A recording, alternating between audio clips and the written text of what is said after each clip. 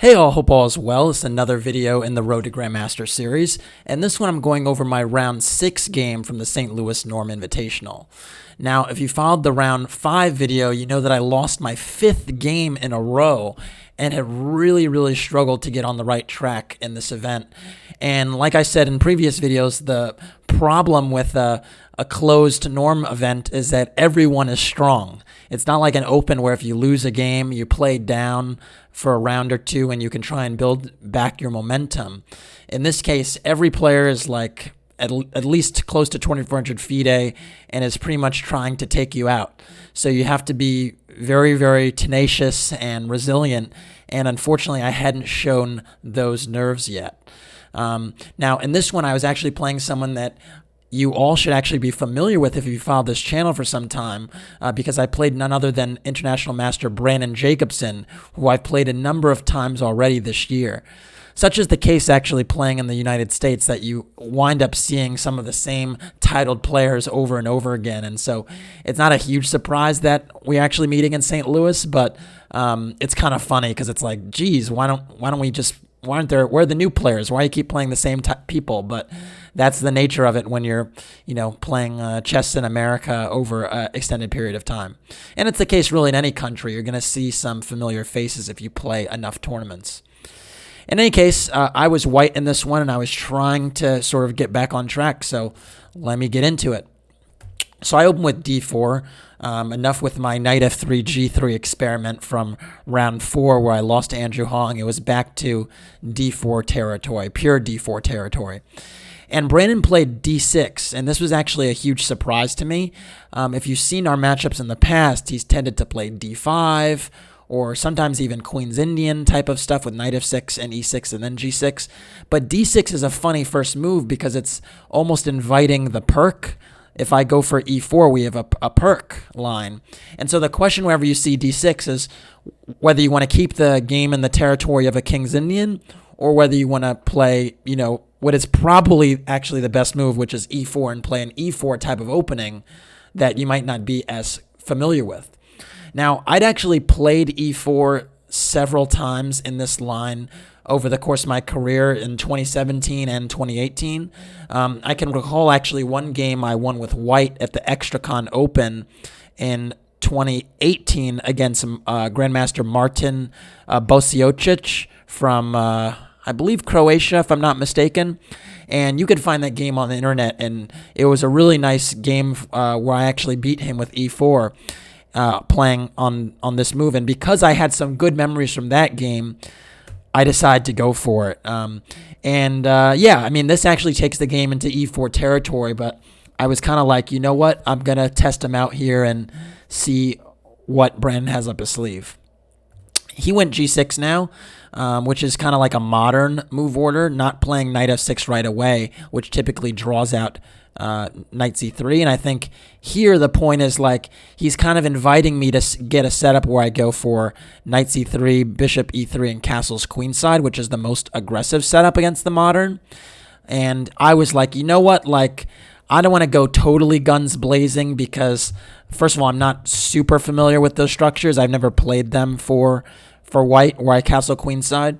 And secondly, in my game against Bosiocic, which I won, I did castle kingside. So I was like, you know what? I'll go for this line. So I went knight f3, bishop g7 was played, and now I went c3. And this was actually kind of a mistake. I mean, it's a normal move, and it's something that's reasonable to play. But in my game against Bosiocic, I believe I played bishop c4. And the point is that after knight f6, I went queen e2. And in many lines, you're actually threatening to play e5 right away. So black has to really take care to worry about that e5 move.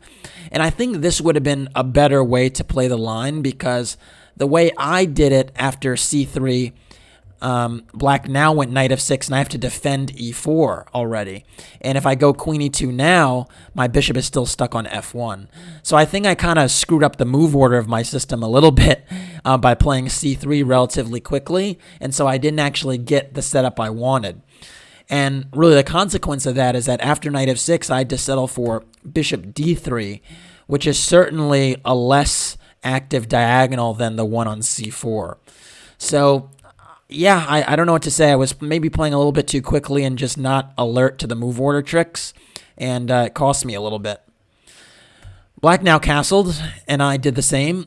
And now Brandon went for a very, very interesting move that kind of takes advantage of c3 in some ways, which is knight c6.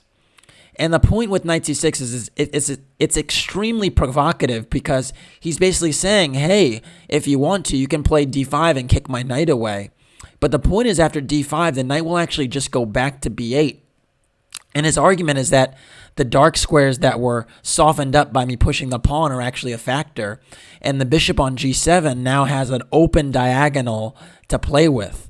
And so actually my center can be quite easily undermined ultimately with c6 and knight bd7 and knight c5. And actually Carlsen, when he's played the Perk, has had this knight c6 and back to b8 maneuver several times, I noticed, in 2018 in particular, mostly in rapid games, but the idea really started to take hold because the lines are very similar to Sicilians rather than they are to Perks. And the C file typically opens up, and White's pieces are just a little bit awkward.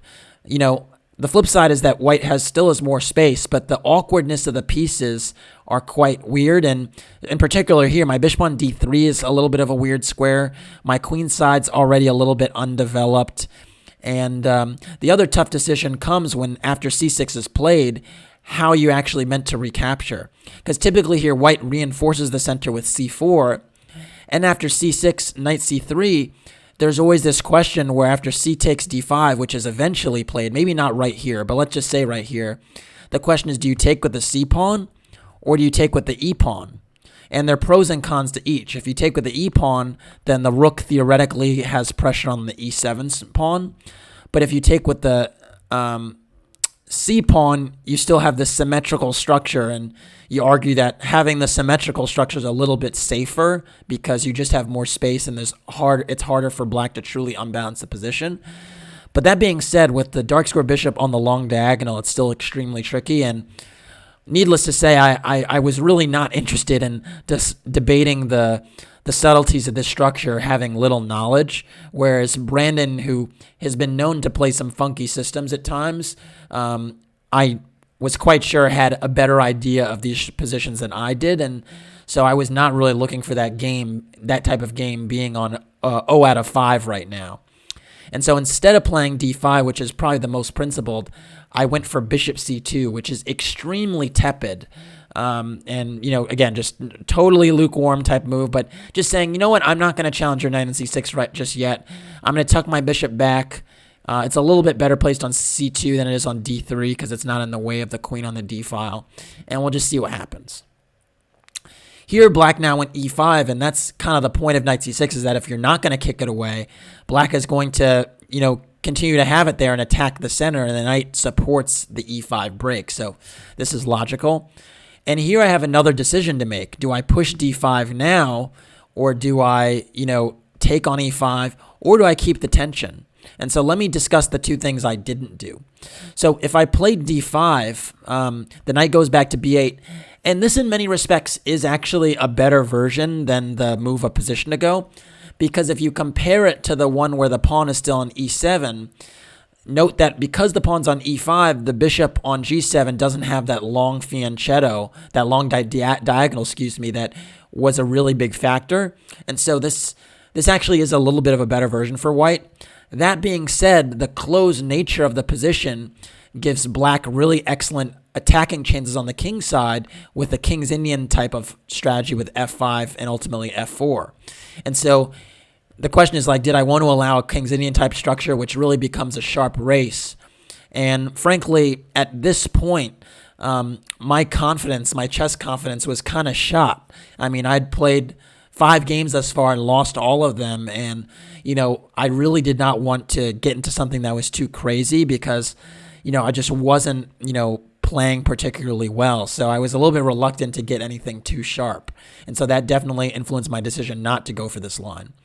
The flip side is that I wasn't sure if I was, you know, how many tempo behind or tempo up I actually was. Because typically in the King's Indian, this knight would already be on c3 and this pawn would be on c4. Now, the difference here, the other difference here is that this bishop on that's normally on e2 is actually on c2. And I think on c2 it's actually kind of decent. I mean, from the standpoint that it's eyeing the f5 break, which is the plan that, black normally goes for in the structure. But the flip side is on e2, it's actually eyeing some more light squares towards my king side. And so I wasn't really sure whether the bishop was better on c2 like it is here, or whether it was on e2. And these details really were tough to judge over the board, so I ruled d5 out. The other option I had was h3, keeping the tension in the position and stopping a bishop g4 pinning, which would indirectly put pressure on my center. And the reason I rejected this line is because I thought if I'm not actually challenging the knight on c6, my center is going to be really quite under fire. And I thought after h3, black might get a move like, rook e8, or maybe even consider e takes d4. And I wasn't totally convinced about my position here. I thought if black wasn't going to keep the knight here and be able to attack my center, it would be good for him. And now that I played h3, d5 is pretty much out of the question because I've created this hook on the king side, which will be very dangerous for black's pawns to latch onto when he in a close position with g4. So I was a little bit reluctant to go for that. And because of those nuances, I actually played d takes e5, which is not a great move on the face of it, but does simplify matters. At least after this exchange on e5, I thought the bishop on g7 isn't really playing right now, and I felt good about that. So anyway, here black has a decision to make, and it actually turns out he made the wrong decision. The best move in this position would actually be knight takes e5, in my opinion. And the reason for that is you trade a pair of minor pieces. And typically this knight on c6 is not very good anyway because it's dominated by the c3 pawn in the center. So in the fixed center, normally you actually want to get rid of that knight. And so, especially because my knight on f3 is a little bit better than the knight on c6 anyway. And so after knight takes e5, I'm pretty much obliged to take. And this version of the position is actually, a better version for black than the other version after d takes e5. So this would have been knight takes e5 would have been a better way to play, but the position is still fine. And part of the reason it's fine for black is because I've resolved the tension in the center, but I'm actually behind in development, strangely enough.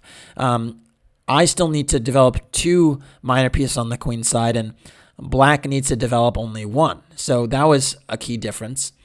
The thing that made me somewhat optimistic is I thought with my pawn on c3, I'm really doing a good job of controlling this knight on c6. So I thought gives me really good control of the center and makes my position stable. And so I thought, you know what, even though black's maybe ahead in development, my structure's a little bit better. In this position, I had a choice to make whether to trade queens or not. I could have gone queen e2 and kept the queens on the board and play the position like this. But I think I was in safety first mode throughout this game, and I decided to play queen takes d8, which is actually not the best move because after rook takes d8, I'm actually helping black's rook develop and control the d-file. So really not a great choice, but I thought with the queens off the board, how well can Brandon really press this position against me? Because I am a pretty decent player in the queenless middle games maneuvering type of phase, and I thought I could do this better than Brandon could. So I thought, you know what? Okay, maybe I'm giving him the file, but I'm not going to get checkmated here with the queens off the board, and I'll be able to show my strengths. But this is indeed a mistake, taking on d8. Anyways, after rook takes d8, I went h3. This was additional prophylaxis against bishop g4. And it's a really open debate whether h3 was even necessary because maybe I should have gotten on with my development with a move like knight a3 or knight bd2. One of the other reasons I played h3 is because I'd love the bishop to go to e3. And if I go to e3 right away, there's knight g4 ideas challenging my bishop. So I thought h3 just makes sure the bishop is secure on e3. After h3, b6 was played. That's a reasonable move, trying to develop and maybe put the bishop on b7 where it could put pressure on the e4 pawn. The other point is that the bishop sometimes can fan out to a6 and challenge for some of my sensitive light squares in my camp. Typically when c3 is played, the d3 square is the most sensitive square and sometimes even c4, but it's usually difficult to get at those squares because they're so far in white's camp, and the bishop here is doing a good job covering them. But, bishop a6 really did make me a little bit concerned because it seemed like black was poking at those squares that were important. In actual fact, it actually turns out that b6 is not the best move, and the best move is actually the incisive bishop e6. And the point is, from e6, you actually still have access to these light squares with bishop c4, and you just put a strain on put a strain on my position because you're connecting your rooks right away. So you're actually sort of doing the same job but a little bit faster. And so this actually would have been quite scary because after bishop e6, black has this plan of after bishop e3 going knight e8, and then again taking advantage of the sensitive light squares on the queen side, in particular c4 now. And there's some setups where black goes f6 and bishop f8. All of black's pieces are actually pointing towards the queen side, whereas my pieces aren't all doing that job. So I was actually pretty concerned about this. The last thing that's kind of frustrating about the bishop on e6 is, believe it or not, in some lines a2 can be hanging. So there are some lines where black plays a5 and a4 to take space, and then the bishop takes a2 move is not a poisoned pawn because the a pawn is reinforcement for a bishop that might be trapped after b3. So that's very dangerous. And after a5, if I go a4 to kind of stop the advance, well, then b3 is sensitive. So really nice placement for the bishop on e6 where it's targeting all of these sensitive squares, or potentially sensitive squares. So anyway, instead, b6 was played, and I went rook e1, just prophylaxis against bishop a6. And now h6 was played, and I was kind of happy to see h6 because I thought that was a little slow. I didn't think bishop g5 was really a threat, and so I thought black should continue developing. And yeah, h6 just gave me the time to keep going. And so I now went knight a3, and now it turns out my rooks are getting connected very quickly, whereas before it seemed like black's rooks were going to be connected quicker than mine, and I'd have a huge problem. Here it seems like we're both connecting our rooks at the same time. After knight a3, bishop b7 was played, and this again is like kind of a mistake. The point is that the bishop doesn't really belong here. The square it belongs on, you perhaps have guessed already because I mentioned it, is bishop e6. And here you take away my knight from coming to c4, and in some ways you justify your last move, which was h6, because I can't go knight g5 anymore to harass the light-squared bishop. So bishop e7 was a little bit off the mark.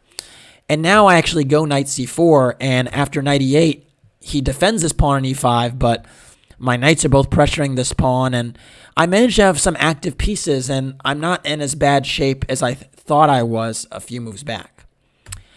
I now played bishop e3 to connect my rooks. A better move would have been a4 just to secure this knight on c4 so it can't be challenged by potential b5. Not that that would have happened right away, but just taking more space on the queen side would have been kind of effective, especially because the bishop on e3, it does connect my rooks, but it's not actually doing anything on this diagonal. So you can kind of delay it.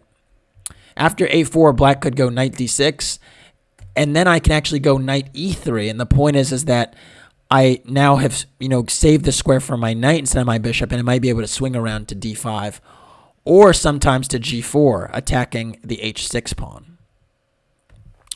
So a little bit more, a better try there, knight a4 with knight e3.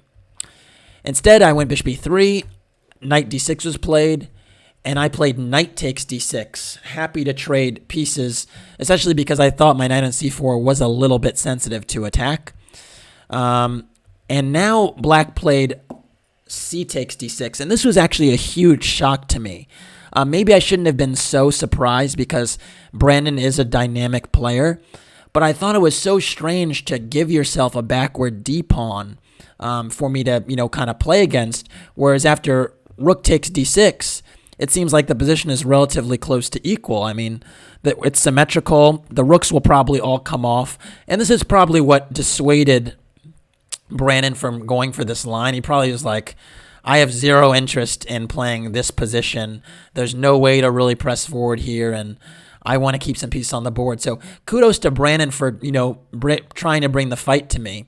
But I felt on the face of it this was a mistake because now I have a clear target as opposed to before, where I didn't. So I was kind of happy with this. And after that, I played Rook A D1, kind of hammering away at that target right away. Knight E7 was played. I think now in many lines threatening D5 because in this particular situation now the bishop and the knight are supporting that break. But I thought, okay, if the position opens up, my rooks are actually well placed now to deal with that. So I actually was kind of okay with this development. A better move instead of knight e7 would have been knight a5. And the point is to actually threaten knight c4. And it's actually quite annoying having this knight on c4 because it means my bishop has to move. After knight a5, I could go b3 to cover the c4 square. But now d5 is actually quite decent, and you can see the bishop opens up on this diagonal and is no longer blunted by the c3 pawn because I actually had to push it. So this would have been a better course of action for Brandon. Instead, after knight e7, I went bishop c1, and the point here was that I was actually kind of prophylactically defending against d5 because now my rook on e1 and my knight on f3 are hitting the e5 pawn, so it's not really on the cards now. But Brandon had super aggressive intentions and was not kind of taking a no for the answer. He clearly wanted to open up the position and went for the move f5. f5 is extremely aggressive and not necessary, and actually a mistake. Instead, a move like rook a c8 would have just kept the status quo. And frankly, playing on the half-open c-file is quite a decent plan because I can't go b3 anymore because my c3 pawn is hanging. So I think this would have been a perfectly reasonable way to play. Instead, after f5, he forces the position open, but at what cost? What weaknesses are being created by this push? Well, I thought right away g6 is a little bit weaker because of f5, and I thought this diagonal was a little bit sensitive. And so I decided to go to work on those and played e takes f5, which is a little bit strange on the face of it because it looks like I'm ceding control of the center. But now I might have targets for my pieces. One thing I was looking at is that if g takes f5, I thought I have the move knight h4, and all of a sudden this f5 pawn is kind of difficult to defend. The only reasonable way to defend it would be f4, and now the whole all the light squares are a little bit sensitive, and I thought from this position I might be able to play for something. Well, first of all, actually bishop takes f4 works because the knight on e7 is loose. And yeah, well, actually there's no second of all. If bishop takes f4 is just a really good move because after e takes f4, rook takes e7. Even though I gave up the two bishops, black's pawn structure is completely ruined, and now I still have threats like bishop b3 check, rook on the 7th rank. All these things are great for me. Actually, one kind of funny line, by no means forced, but let's say rook a b8 is played, bishop b3 check, if king f8, knight g6 is mate. So that gives you a sense of how precarious the position kind of is.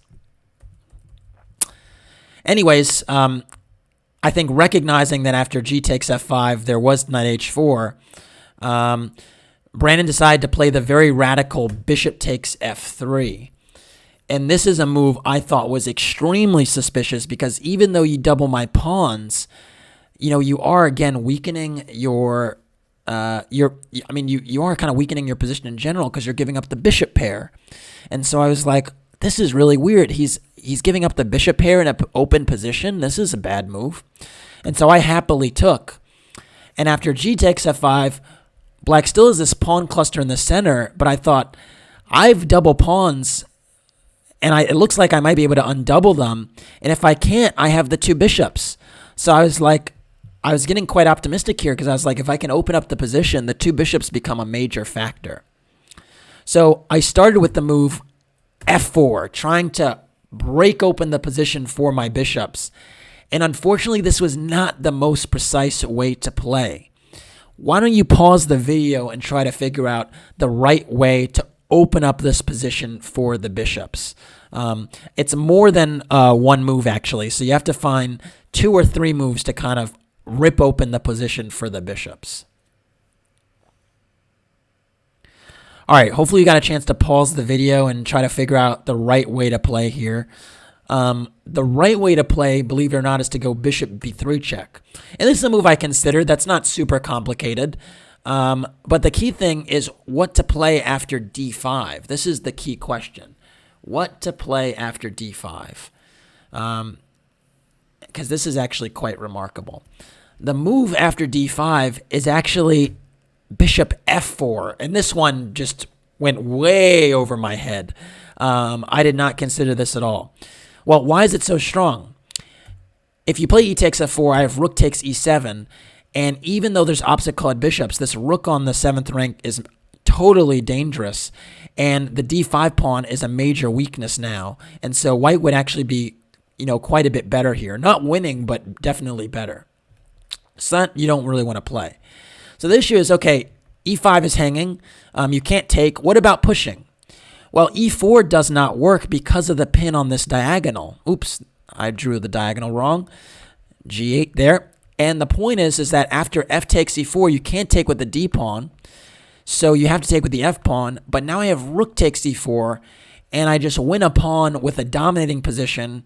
d5 is bound to drop at some point, and I still have the 2 bishops. So this would be winning.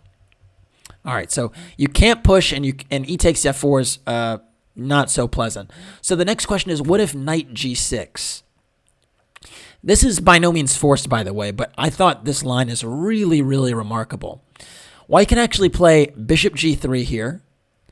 And after king f8, getting out of the way of the diagonal, it looks like I'm winning the d5 pawn, but f4 is a threat, making my bishop totally dormant on h2. And I thought, positionally, black must be fine if my bishop is sort of trapped on h2 forever. But it actually turns out here that I don't have to take.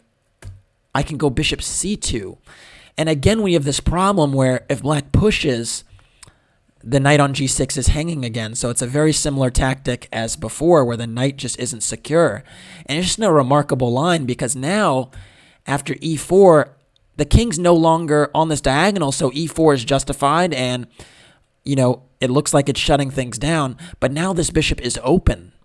And amazingly, I can actually go bishop b3 back. And I just think this is really remarkable.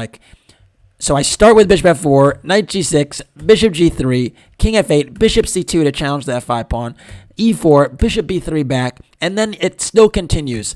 f4 seems to trap my bishop, but now I have the amazing rook takes d5. This is just incredible. And the point is after f takes g3, I have rook f5 check, which just wins. The king can't go to g8 anymore. You can't block on the f-file. And after king e8, I have rook takes e4 check. You still can't block anything. And coming up after king d7 is rook f7, and I pick up a piece. And so somehow my rooks and bishop are so well coordinated that I just win the pawns, get a piece for it, and I'm just totally winning. Quite a remarkable line and just a really nice dance with the bishops, kind of taking advantage of the loose pawns in the center and the loose knight that was a tactical issue. I missed that, naturally, and I went f4 because I thought, okay, I'll be able to undermine the e4 pawn, the pawn that goes to e4 with f3. But it turned out not to be so clear because in this version, one of my bishops is getting shut out. So after e4, I went f3, but now black goes d5, and the issue is my bishop on c1 isn't really going to have a nice diagonal to go to for a long while because it's blocked behind the f-pawn, and even on e3, black's pawns on the queen side do a good job of restricting it. So I pinned my hopes on pressuring d5 enough that maybe I would have adequate counterplay and win that pawn, and then the position would open up. But unfortunately, I was mistaken. I went bishop b3, threatening f takes e4 and rook takes e4 because of this pin. Black went king h8 to step out of it. That's a good move. And now I went bishop e3, and my plan was to go rook d2, rook d1, and double on d5, but actually turns out it's not possible to win the pawn.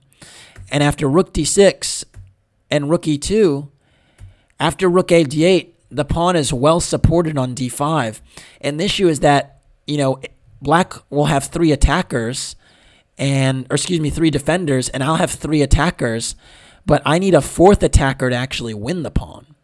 So that's kind of the issue there. I went rook e d2 just because I thought it ties down black's pieces. And now bishop f6 was played, which is a good move. And the issue is, how do I put any more pressure on this d5 pawn? If I go c4, then black goes d4 and actually pushes. And that was the other thing that was quite annoying, is I would love to go c4 because that would be the fourth attacker, but he presses forward with a dominating center. And there's just no good way to get a fourth attacker in the position. I went king f1 now, just stepping out of the way of potential checks, getting my king on a light square. Note that in all these positions, I'm inviting him to play e takes f3, because if he does so, I just step up with king f2. And now that the e file is open and there's a lot less congestion there, I can actually take advantage of that file with my rooks and even pop my bishop back to c2 to target f5. So e takes f3 would be a mistake, and of course Brandon didn't do that, but that was always the thing, is I can leave this hanging for now because I can pick it up right away with king f2. Black now went king h7. Reasonable move, but I actually was a little bit excited here because I thought the king on this diagonal would be a little bit dangerous and to some tactics. So I thought there were some positions where if I go bishop c2, I might have f takes e4 and rook takes d5, skewering the king and rook on e4. So I thought maybe putting on a light square was not ideal. Anyways, I went a4 now, trying to open up a flank on the queen side, trying to create some distraction. And now black went h5. And now I went bishop c2, trying to take advantage tactically of the king on h7. But this isn't a great move. A better move would have been a5, trying to kind of pry open the queen side a little bit and maybe get some counterplay on the a file for my rook. The point is that if b takes a5, I don't actually go rook a1, but instead go for f takes e4 first, and after f takes e4, bishop c5. And the point is the rook has to move back, and then after bishop c2, I am threatening bishop takes e4 because the rook is unprotected on d7 enough times. And here after king h6, getting out of the pin, I could play bishop takes e4, rook c7, bishop takes e7, rook takes, and bishop takes d5. And white would be slightly better in this endgame because my pawn, I'd be pawn up, and my c3 pawn might be a factor. Although even here, black has really good chances to hold the game because there's limited material and it's opposite-colored bishops. Now, opposite-colored bishops aren't certainly a draw, but if the heavy pieces come off, it is a draw. So that gives them good chances to get a draw. So anyways, after h5, I went bishop c2, rook e6 now, and then I went bishop g1 because I was a little bit worried about my bishop being a little bit unprotected on e3. Rook g8 was played now. Not the best move. Better move would have been king h6, just getting out of the way of this diagonal. But rook g8 was played. And now I went f takes c4 because I thought here was my chance. Now that the king is still on h7, tactically I might be able to open up the position with the king on h7. And I was running a bit low on time, so I wanted to sort of get something forcing going. And after f takes e4, I played c4. And this was actually, my one kind of chance to break open the position. And I was happy that I got this in because it seemed like perfect timing where black's pieces were just disjointed enough that I could kind of break open the center. And I was hoping that the two bishops would be a factor here. Now, c4 is a pawn sacrifice because now you can see c4 is hanging and the pawn on b2 is hanging. But I thought that in an open position, the two bishops need diagonals and need life, so I thought it was worth it. The best move in this position is actually d4, shutting down the file for my rooks and at least forcing off one of the bishops. And after bishop takes d4 and some recaptures and knight f5, it's actually black that is, for choice in this position because this pawn on e4 is kind of dangerous. The knight on f5 is well placed, and the king on h6 is surprisingly snug there. Note, if the diagonal was cleared, there'd be rook h7 mate, but that's not happening anytime soon.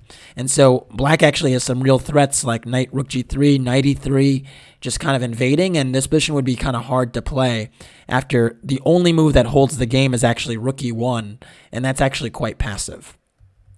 So d4 would have been a little bit better, but instead he went d takes e4, and I went for rook d6, trading these rooks because the rook is the one defender of the e4 pawn. I thought, if I take e4, I'm kind of in business. I'm quite active. So after rook d6, rook takes d6 was played, rook takes, bishop takes b2, and I'm 2 pawns down here, but this is actually the critical position of the game because it turns out here that white actually has some serious winning chances even though I'm 2 pawns down. And it requires real precision and calculation. So why don't you pause the video here and try to find the best way forward for white. All right, hopefully you paused the video and got a chance to look at the position and try to figure out what to do. My 2 candidates, by the way, were bishop takes e4 check and rook d7. And unfortunately, I rejected rook d7 because of rook g7. But unfortunately, rook g7 for black, rook g7 actually loses on the spot. And this is what I missed. So I played bishop takes e4, and we'll get into that. But rook d7 actually loses because if you go, or rook d7 is a huge challenge to black because if rook g7, this loses on the spot to bishop takes e4 check. And the issue is that black can't go to h6 because of rook d6 check, which actually just picks up a piece. There's no escape square for the king to go to, and knight g6 runs into f5, which just picks up the knight. So that doesn't work. Now, if you go king g8, that's the only move. But after king g8, now I have rook takes a7. And in one fell swoop, I've recovered my 2 pawns. And this is an open position where the 2 bishops can just dominate. This bishop on e4 is great. This one on g1 is actually hitting b6.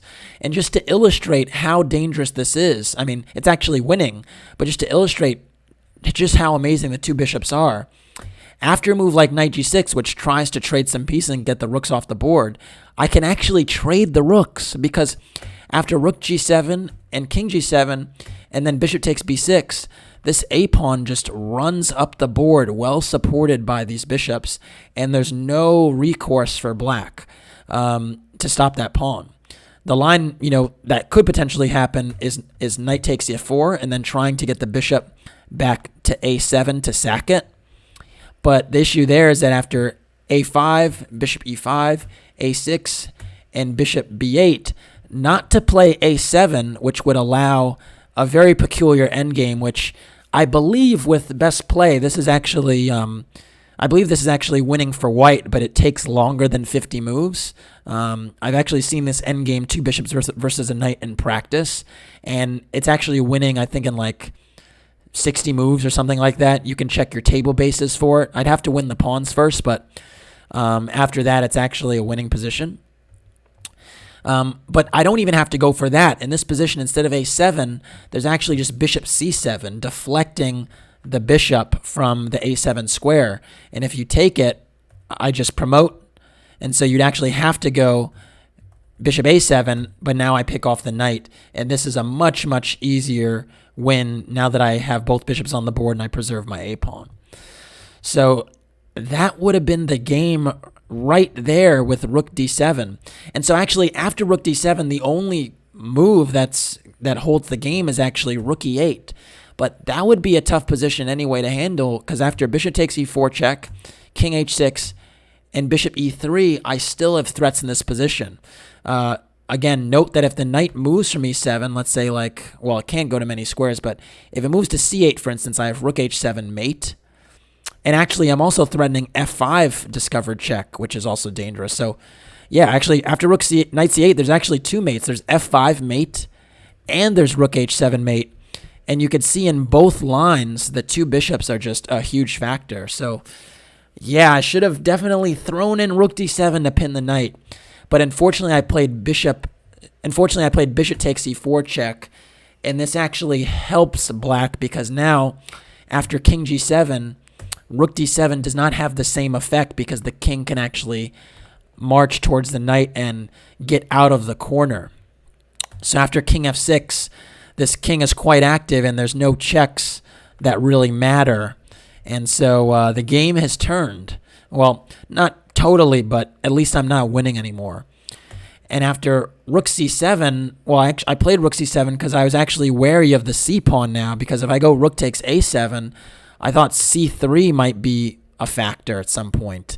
So, yeah, the game kind of turned a little bit, and rook c7, you know, I'm in some time trouble, so I'm also not making the best moves. But yeah, unfortunately, I missed that detail earlier. So, anyways, rook c7, bishop a3 was played. I went rook takes c4, and then bishop d6. And actually, this is a good rerouting of the bishop to d6 because now the entry squares on the c file are under black's control, so my rook is not particularly active. And even though I have the two bishops, black actually has a better pawn structure here, right? Because I have 3 pawn islands and black has 2. So black is actually fine here, and the position is actually close to equal. I went bishop f3, hitting the h5 pawn, and black went knight f5, which is a very, very dangerous move to see in time trouble because it threatens multiple checks. You use knight g3 check, and in some lines, knight e3 is a fork if my bishop has to go away.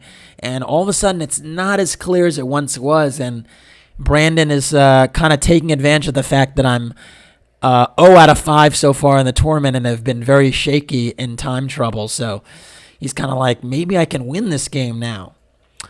I went bishop f2 just to defend against that check. And then black went knight g3 anyway. And I had a real decision to make because if I take on knight g3, I can take the h5 pawn. But I actually thought this endgame was actually quite dangerous after rook takes h3.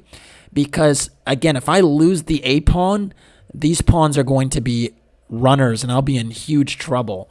And I did not see myself holding the f4 pawn in the long term. So I thought, yeah, this obstacle at bishop ending is more trouble than it's worth. And I decided to keep my bishop. So I went king e1 instead. Black now went rook e8. I went king d1, just scampering away. And now h4. And yeah, somehow Brandon's managed to create some tricks in the position. And it's not so easy. I went rook c6, king e7, and now a5. And I thought this was an important move, getting rid of my weak a pawn and kind of breaking up black's pawns and trying to just open up the position for the bishops, because I knew if I managed to trade some pawns, you know, black won't be able to win this game. So that was what I was trying to do. I was very much now in draw mode, or hold the game mode, don't lose, because I'd lost a lot already. Rook d8 was played, another dangerous move, threatening nasty discoveries like bishop c5 check or bishop takes f4. I went king c2 to jump out of those. And now b takes a5 was played. I went bishop takes f7, and now bishop takes f4, and we have a scenario where black's actually a pawn up. But I thought, I shouldn't be losing this one, should I? So I went bishop c5 check, king f7, and bishop g4, and I thought, as long as my bishops are protected and my pawn is secure, I found it very difficult that with 2 rook pawns, the weakest pawns on the board, that black would really be able to make something of this position here. But he tried. He went a4, which is very dangerous, because if I go rook a6 trying to recover it, there's rook c8. Oh, actually not here, because my bishop's covering the square, so... but I just thought, okay, rook a6 might be a little bit dangerous. Maybe you get some counterplay attacking my bishop. So instead I tried to secure the pawn with my king and went king b2.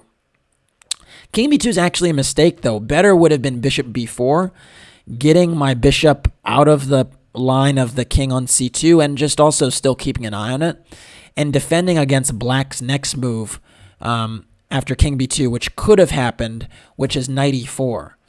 knight e4 was not played, but attacking this bishop would have been very, very dangerous because, there's some lines now where the rook d2 comes in and maybe there's a fork with the knight on c3, and it's just a little bit slippery.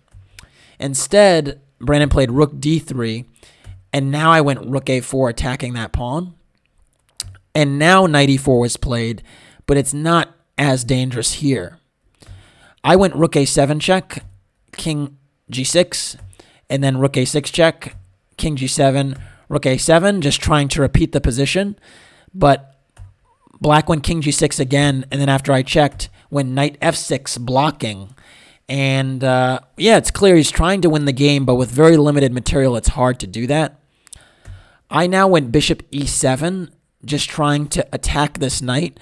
I saw I could take on a4, but I was a little bit concerned about some lines where knight takes g4 might be a distinct possibility. So instead, I just thought, well, if I play bishop e7, I attack the f6 knight, and then I can take on a4, and it's totally symmetrical. Opposite colored bishops, nothing to do here. So after bishop e7, bishop e5 check was played, and now I went king a2. And then rook d4 holds the pawn temporarily, but now I have rook e6, a very nice move attacking the e5 bishop. And the point is he can't keep the a4 pawn and manage to hold on with his pieces being pinned like this. So after rook e6, rook d2 check, king a3, bishop e2 check, king takes a4, and king f7, I now played bishop takes f6, bishop takes f6, and finally I realized I would hold this game. I went rook e2, just offering a trade of rooks, and after rook takes a2, bishop takes e2, king e6, bishop g4 check, just a few joker moves. There's nothing to play for here. King e5, and king b3, we actually agreed to a draw. Really, really tough game. I definitely got nothing out of the opening and was playing very, very cautious and just trying to stabilize. And fortunately, I was able to do it in the end and finally get on the board. So after 6 rounds, I had a half point out of 6, which is really a pathetic score. But I was glad not to lose a 6th game in a row. And I was actually quite happy, believe it or not, just to kind of get on the board. This was still a nightmare of a tournament, and I was just thinking, just try and finish this tournament and try to stay positive, keep your head up.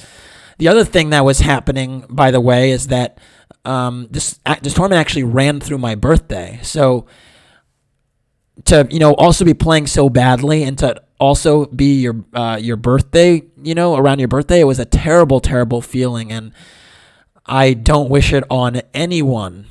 So I actually never played on my birthday before, and I'm not sure if it was this game or the next game. I'll have to check which game it was I actually played on my birthday. I believe I lost on my birthday, so it wasn't this game. But I'd never played chess on my birthday before, and I never will again. Bad idea. You want to be in good spirits on your birthday, and a loss can change all of that. Anyways, that's it for this one. Thanks for watching. Please like and or subscribe to the channel. And if you want to support the Road to Grandmaster journey, you could do so by making a donation through the PayPal link in the description below. Thanks. Take care.